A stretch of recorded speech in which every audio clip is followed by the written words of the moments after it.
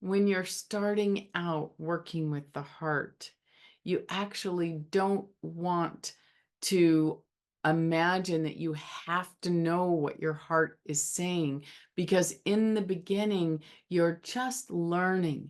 You're kind of getting a taste for it, a feel for it, and you're looking for something different, something you haven't felt before, a voice inside that you haven't heard before.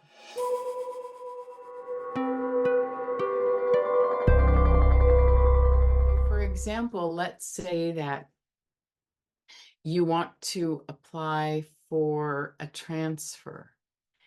And in that desire, you're asking your heart, should I apply for this transfer? And you have fear about it because you're asking yourself, oh my gosh, am I good enough for that role? Or you're asking, oh my gosh, am I going to like the boss or not? You may have a lot of different questions.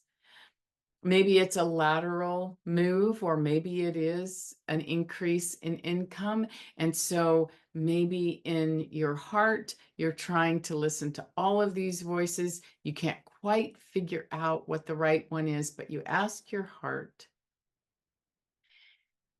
and you get a sense or a feeling maybe of a block coming from that direction of the transfer. But you say, gosh, I still want to try it.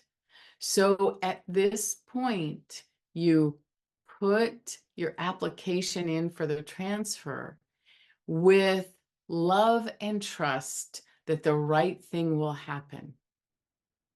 So you know you're going to constantly be making the decisions that you want to make, that you feel is best for you, but you're still kind of asking the heart for support, for healing energy, for love energy, for right energy. Also knowing that as you take steps and the step that you took opens the next door for you in a positive way, you start to become more and more familiar with what guidance was the heart's guidance, and how did it feel inside of you emotionally? How did it feel physically, sensationally, as you create a relationship with that feeling? Then it becomes easier to identify the heart's direction and the heart's voice. So just imagine in the beginning, don't be attached to what the heart says or how it guides you.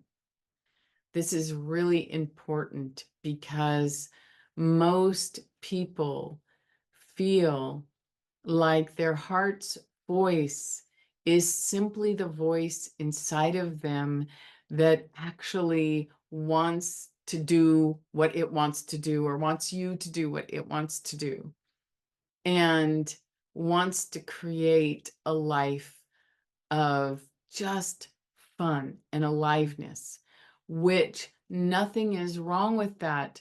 But as we try sometimes to move in those directions of what we think having more fun might look like, we're still taking with us all of our emotional baggage, all of our pain. So how can we truly create a life that's right for us? With the heart, we're creating groundedness.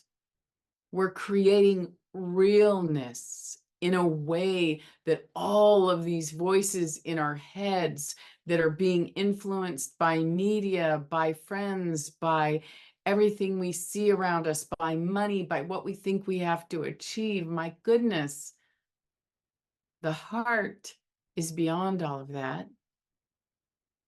And the heart gives us the steps that actually leads us to healing,